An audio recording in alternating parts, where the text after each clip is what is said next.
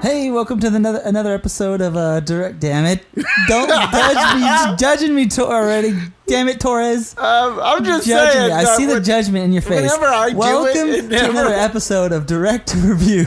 I never mess up on episode, although I did on this one last one. I forgot the word for episode, but it was a long day. So. Episode, yeah, but episodes is what we do here. Yeah, episodes. And I am finally back from the dead. He survived whatever the hell happened to him. I mean, we assumed he had been taken. Yeah, I was in the Upside Down. Liam Neeson, I thought. I was. I thought there was like a whole Liam Neeson thing going on. Oh yeah, like he had been sold. Everything. I don't want to talk about it. It was a dark time in my life.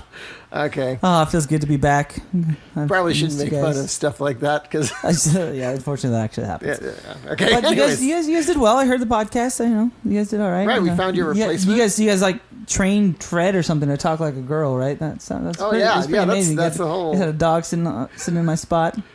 Wow, you haven't even met her yet, and you're gonna. I've never met her. I don't know if she exists. I haven't met her. So that's gonna be a fun. She doesn't exist. That's gonna be a fun first meeting. You know what? For all I know, we're the same person, and just two sides of the same coin. That's something. It's deep. All right. Well, we are back for another episode. This beautiful, whatever day it is, Monday. Yeah, I think it's coming out, right? Yeah. Well, I mean, any day that they listen to it, it's that day. Yeah, it's a day of the week. It's a beautiful day, and you have us in your ears. It's a beautiful day in your neighborhood. It's a wonderful day. Yeah. All right, and we watched a movie called Tracks. For our Netflindy. Netflindy, yep. This was a Netflindy. And so basically this movie, I kind of picked it. I was going through Netflix and I... Once again, Trevor picked yet another movie, but this time he actually watched it. What didn't... Oh, that's true. I didn't watch Honeymoon and Moonwalkers. Moonwalker. I did pick Moonwalkers as well. You did pick Moonwalkers. So I had Which, influence. By the way, Moonwalker is an incredible movie. Yeah, I listened to that one too. You guys liked it. Yeah. Hellboy on the Moon, right? Hellboy on the Moon. But before we go on, I'm going to make some comments because I wasn't on some of these. And you just talked about the moon landing, and oh yeah, I'm on your side. I've done the same exact research. And, well, I mean, you sound a lot more a little scientific than I do, and a little more nerdy. Well, see, that's the thing. Alina didn't say she was on any side, but she had a mom who didn't believe in it, so it made her question everything. I mean, and then why haven't we been back kind of thing? I understand that, but it's a lot of money. And well, not just that. You have to think about the actual, well, not just the money, but you have to think about the effort. So after the Apollo missions, we stopped building shuttles. We started recycling them because of how much it cost. Yeah. And we kept cutting NASA's funding. So we couldn't go because these things would fall apart. Hence the explosion that happened because we kept recycling them. So it's not that we didn't go back. We actually went to the moon several times. People don't talk about the other missions that went to the moon. Now, there's no doubt that we went to the moon. People just always wonder if we went to the moon in 1969. Yeah. There are some people that are like, we never went. But no, we went. We went several times. And some of them, we just stopped caring after the first one. Yeah, that was the important one. Yeah. So, all right. That was my little comment on the moonwalker. Okay. What else was it? You guys watched we watched Honeymoon? Yeah, Honeymoon. I'm glad I didn't watch that one. I was just... Oh, that was pretty rough. You were just talking about it. I was already freaking out. It was rough. It was like I can't take torture. We didn't mention half the worst part. I don't like blood. I'm good. Like there was a part where he cut off her finger skin. Not fingers. The skin around her fingers. No, and it was for her own good. He was saying the whole time. All 4 fingers, left the thumb. I'm cool. I'm glad I missed that one. You guys talked about Stranger Things a little bit. I finished it. Very little bit. Yeah. Well, we haven't finished it yet. We're falling behind. It's a whole week already. I'm disappointed. I realize that, but we're like 2 episodes away, and honestly, we got into Mindhunters. And you guys watched episode 7. Is that where you stopped at? I think maybe. I'd have to actually look at our Netflix account to find out. Was it an L episode? They're all L episodes. A fully L episode. Maybe? It was definitely... Well, episode 7 is definitely a step away from what the series does. Okay, maybe we haven't seen that one. Okay, maybe we're 3 episodes away. Okay, then yeah. You probably haven't watched 7 yet. You would remember if you watched 7. Oh, okay. Yeah. No, but, I mean, it's incredible. It's like I said in the last podcast, I mean, it's way better than the first season. And see, like I always say, first season was incredible. I binged it. I never binge anything. Yeah. I mean, I think they affected the pacing of this one just because they know that there's going to be more. Yeah. They're already on board with... Also, if you're hearing a whooshing in the background, there's a fan on, and I refuse to turn it off because, honestly, it gets so hot in here. Oh, okay. In our studio. Well, you are wearing a sweater. You're kind of smart guy over here. Well, it's getting to be winter. So I'm hot and cold. Leave me alone. Oh, you guys did Halloween? You guys did top 5 Halloween We things? did. I don't have top 5. I can think of my favorite Halloween episode of any show. What's that? That'd be Friends. There's a good episode in there. Which one? Season 7. It's where... How do you just know the season? We had to do friend. research. My friend, I know my friends. Oh, dear. They were my only friends for a while. I don't want to talk about it. Well, that's not surprising. This episode, there's a Halloween party at Chandler and Monica's apartment. Oh, yes. And Ross dresses as Sputnik. And Chandler's in a giant pink bunny.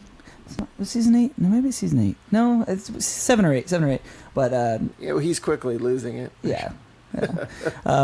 And there's a great arm wrestling match in there. We have Superman. Yes. Joey dresses as Superman. Yeah. Phoebe's Supergirl or Wonder Woman or something like that. Yeah, there's some good costume. It's a great episode. It's probably my favorite Halloween episode. Which we're talking about November now. Oh, I was a little late. I was gone. You were gone. I was in the Nether. Speaking of the Nether, that's what they actually called the Upside Down. And that was the official name. The Nether? Yeah.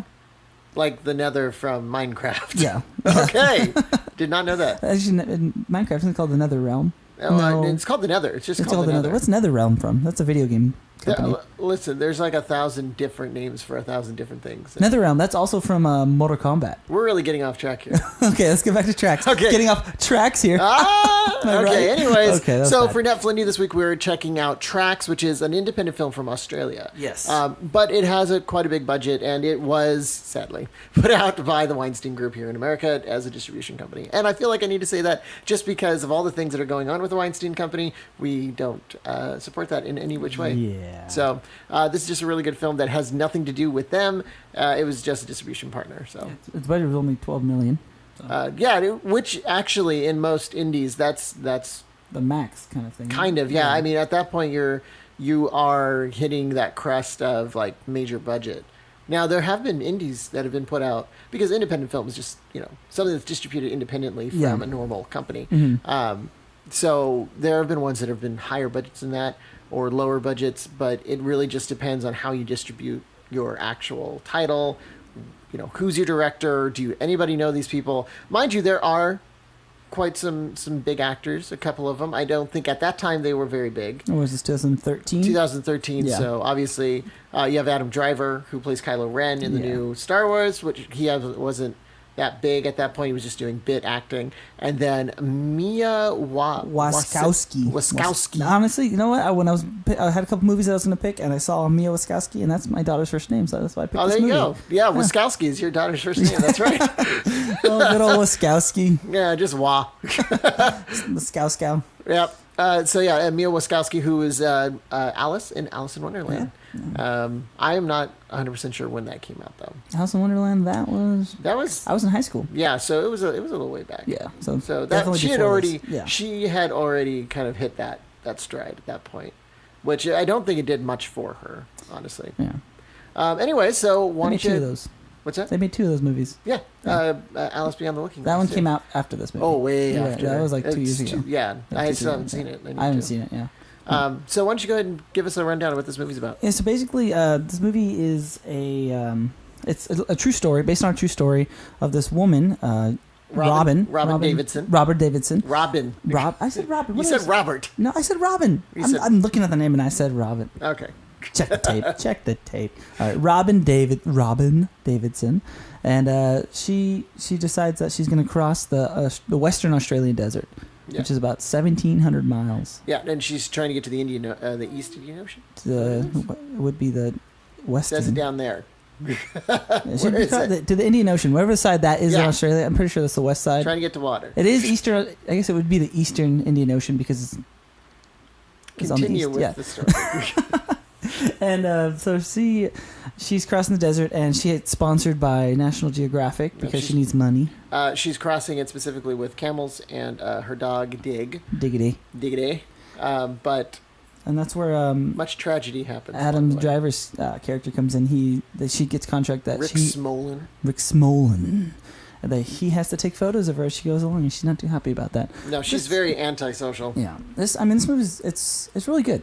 It's incredibly good. It's absolutely It's breathtaking. It's beautiful. There are so many beautiful moments in this movie, Mm-hmm. and not just emotionally, but also just cinematically. Mm-hmm. Big sweeping vistas, but the most beautiful moments are the ones that are just her alone in the outback or in the desert, and it's just like the connections she's making with the world around her, Mm-hmm. and realizing that she can't do things alone, No, even she though she needs- really wants to, and she thinks that she's better off alone, because that's where she starts out in this movie, Yeah. is feeling like I can do better without people, Mm-hmm. versus what she's doing now, by the end of the movie, where it's like, I need these people to survive. Yeah. And she meets so many incredible characters along Yeah. the way. Like, really. There's a lot of human nature, like the basis of human nature in this movie, and like how she's kind of learning about it. I mean, she kind of has this like It's idea of what humans are because she's Right. dealt with this, like maybe with the women. Because the movie's set in 1975, 77. 77, 77. Yeah, Okay. 1977.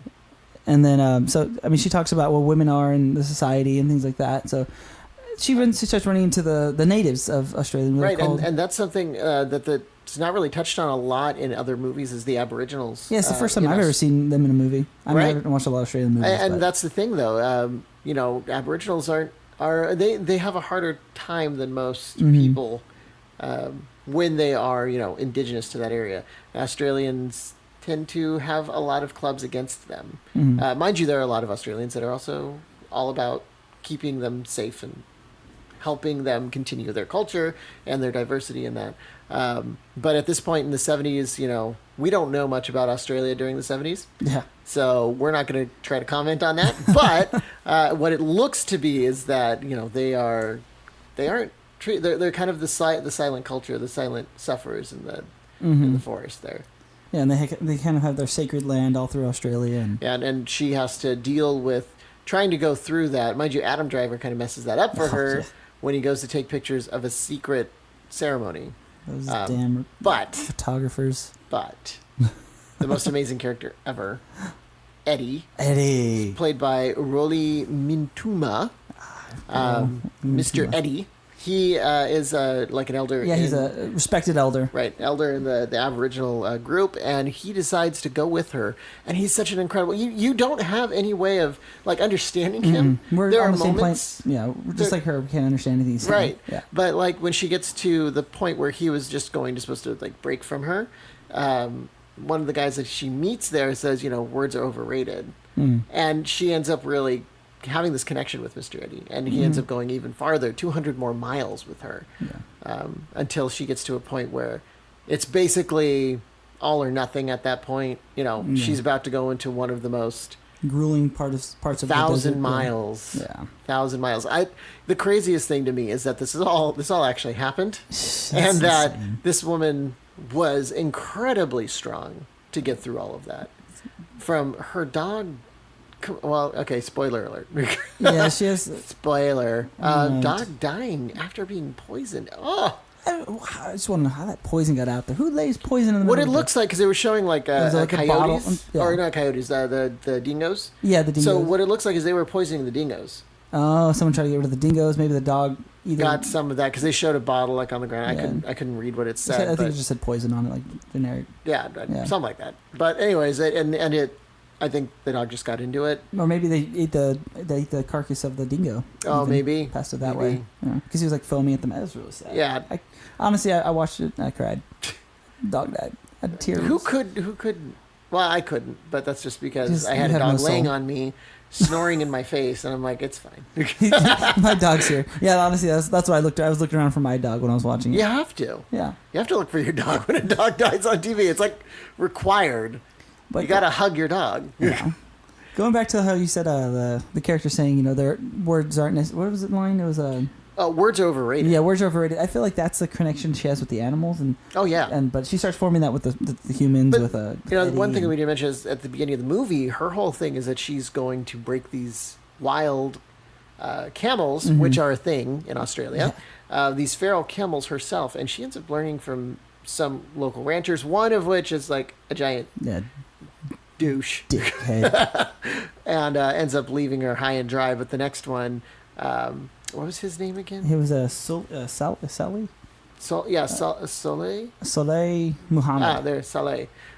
He's an Afghani rancher, and he teaches her everything. In fact, gives her first camel, and then she breaks the other two. And it's an incredible. She makes so many incredible connections, even though she's trying to not. Mm-hmm. That's her whole thing. I want to be alone. But she makes these connections with these people. And there's even a beautiful moment at the very end, coming to the end of the movie, where she has a horrible breakdown. Yeah. Like, ends up, at this lovely old couple's ranch, and they take her in. Mm-hmm. And she's human for that moment. Yeah. And there's not much said between them. Like, we don't get a lot of conversation. But in this movie, we don't get a lot of conversation. Yeah, it's a lot of moments of just her and her dog and her camels. But in this moment, she was human. You didn't even see the camels.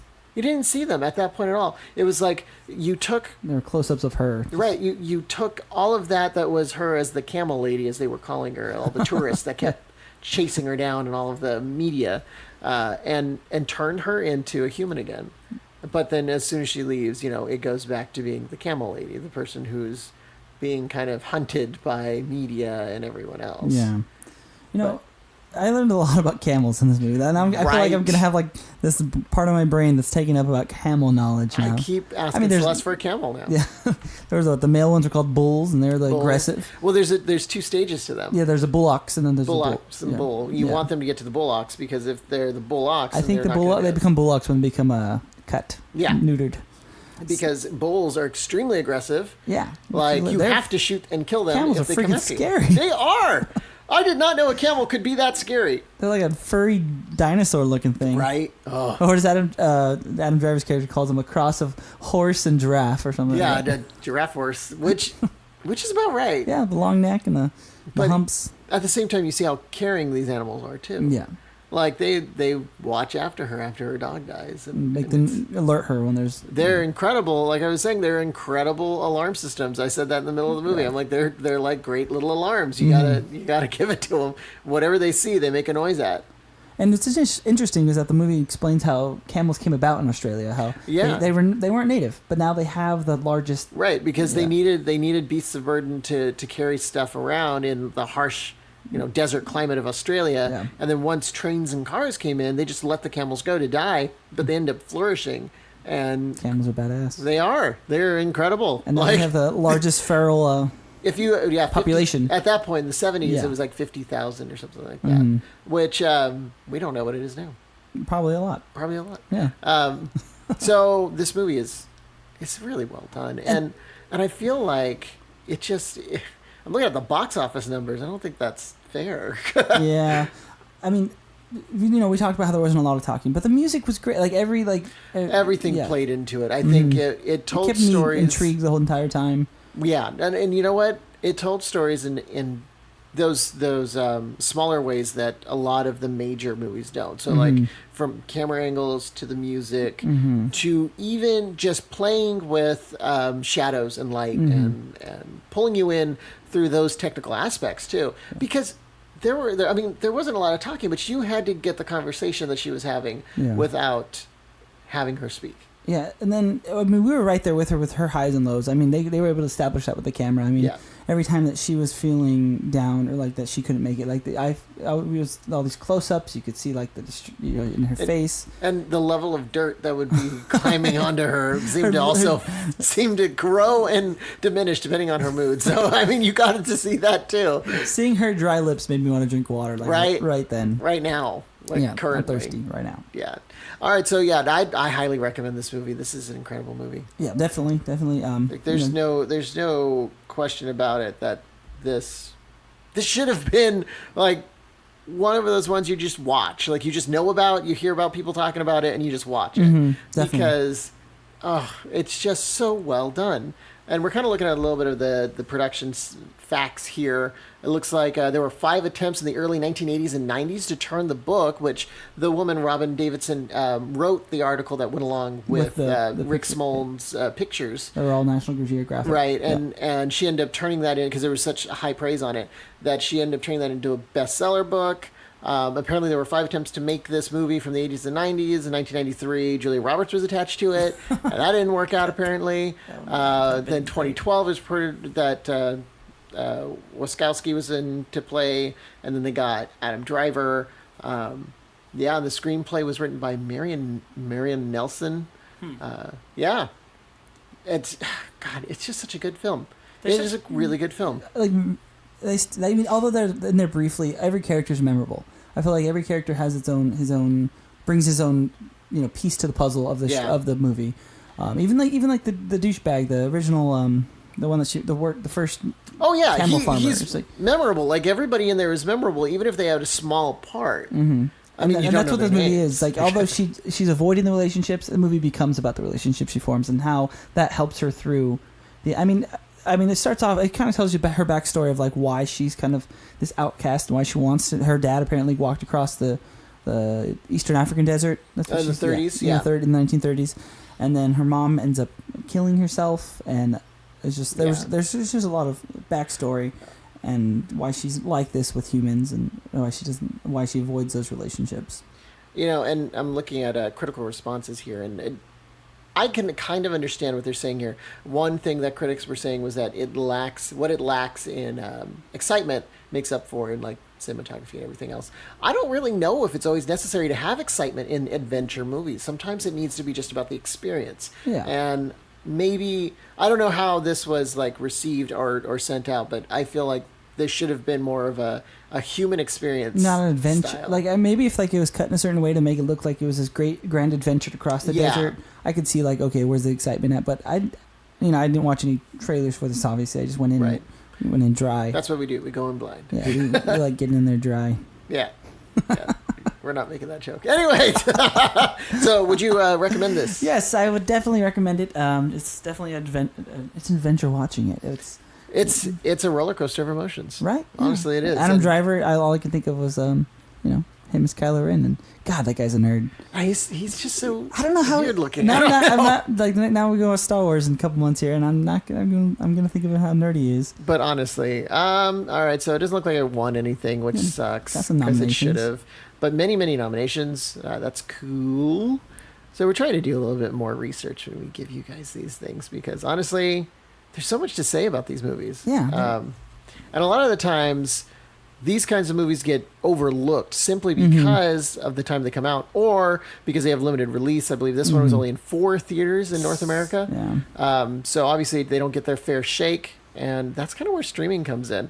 Maybe back then it didn't get an opportunity to be shared as much, but that's kind of what we try to do here is give them an opportunity because that's what they need. So... Any rating for this one? You have anything off the top of your head? I'm going to give it 4 camels out of a dog. 4 camels out of a dog. You have 3 humps out of 5. Camel humps, please. Humps.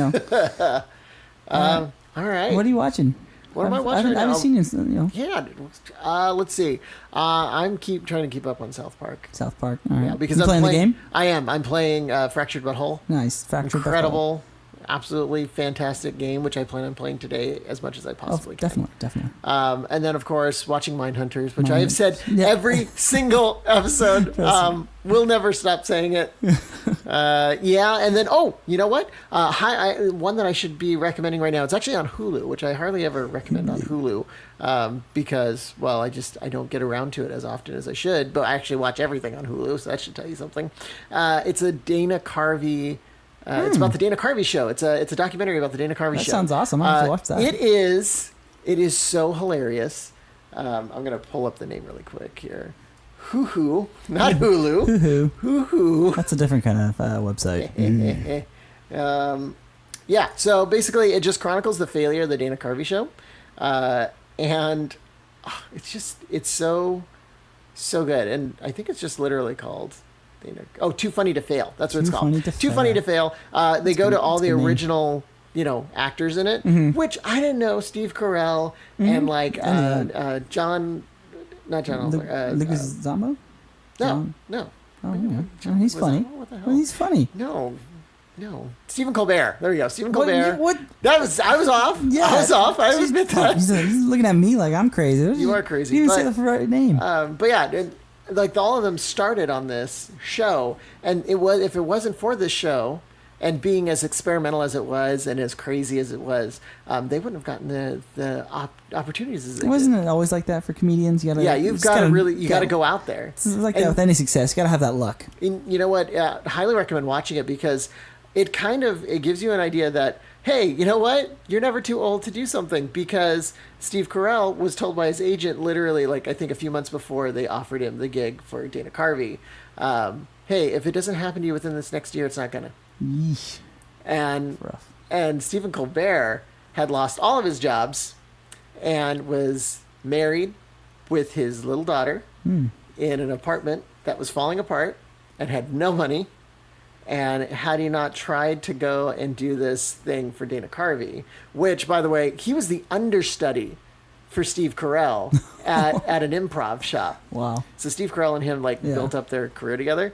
And had he not gone completely insane and did a whole video of him holding up his baby above his head, doing a fake voice to try and get Dana Carvey to notice him, he wouldn't have been able to do all the incredible things that we now know him for. Yeah. And that's just kind of shows you, like, here are these, at the time, nobody even cared about them or knew about them. In fact, even Dana Carvey loved Steve Carell more than he loved Stephen Colbert. And he almost didn't choose him. I wonder if he had a little bit of say in that, kind of like, hey, bring along this guy too, because they knew each other. Carell? Yeah. Some influence. He didn't actually. No? Like they go into that. Yeah. Because that's the first thing everyone thinks. But no, he just saw the opportunity there. He saw the potential of him. Saw the talent. But it's just to think of, like, these guys were nothing. It didn't matter. But then all of a sudden now these titans in crazy. in the Just comedy goes to show you never industry. give It's just- Absolutely. Yeah. It's incredible. Watch it. It's Too Funny to Fail on Hulu. Yeah. Even if you haven't seen the Dana Carvey show, which I had, I had watched it a few times when I was younger when it was actually on, and then I watched it later on when they would do reruns and stuff, kind of like In Living Color and things like that. I love Steve Carell. That sounds awesome. Yeah, so definitely watch it. It's hilarious. Yeah. These guys are just trying to get through the interviews because of how much of a failure this show was. They're almost embarrassed to talk about it. It's just great. So what about you, Trevor? What you got? I'm watching on Amazon Prime. I'm watching the Hugh Hefner documentary. Oh, there's a Hugh Hefner documentary. It's so good. It's really good. What's that one called? It's called I think it's just called the Hugh Hefner documentary Playboy Story or something. Playboy Story. I can tell you right now. Oh, okay. It's actually no. It follows. Hugh Hefner was amazing. Too stiff to quit, maybe. It's called American Playboy: The Hugh Hefner Story. Oh, okay. Yeah, it's Hugh Hefner was amazing. He's Right. so creative. He's so his insight to design to everything. Like he's just it's funny. level. It's funny is that so I work in news, right? And we had to break when he died, so we had to do a breaker on it. Yeah. And we had a big discussion because he's a very controversial figure. Some people always see him as a sexual revolution.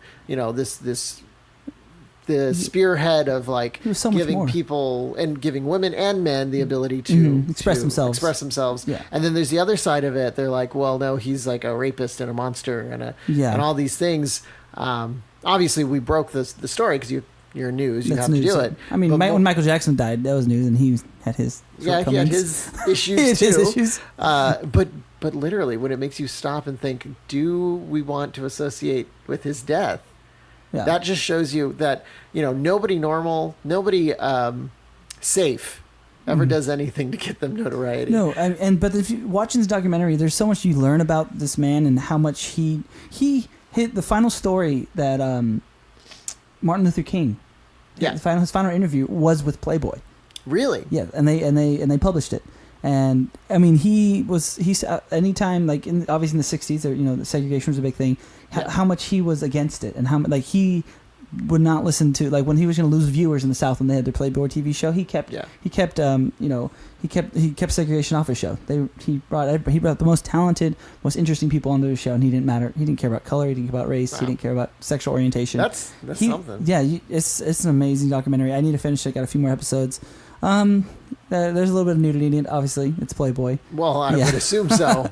You're going to do a Playboy documentary without nudity. That doesn't make sense. It's really, I mean, just his insight to it's like watching tracks without camels. Everything. He was just so well rounded. I mean, he understood what was needed to be successful. I mean, even with TV and how that when that was up and coming in the 50s and 60s and things like that, and just what people wanted to read and how people, and he was he was ahead of the time. That's the thing. Like we have to think about. He wasn't the only one at the time. Obviously, you have Larry Flint and the other ones, but they were nowhere near as amazing as his like forward thinking. Yeah, that's the thing. Yeah. It's about the forward thinking aspect of it. I mean, obviously some people came to it for the nice centerfold in the middle of the magazine, but that was just a way. I mean, he almost used it as a way to get people into the magazine. And once they got the readers into it, and like the different articles and the different because everyone just reads it for the articles, right? That's what the saying is. Now I understand it. Like seeing how much they put into the magazine, like there was actually good content. Yeah, there was actual content. Whether or not most people noticed it or not, there was actual content in there. And just how he built the empire. And just, in my life, I have never actually held or seen a Playboy. Me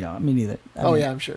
A physical magazine of Playboy, right? I've never held. But then again, as we were growing up, that wasn't really a thing. Yeah. Technology age and all.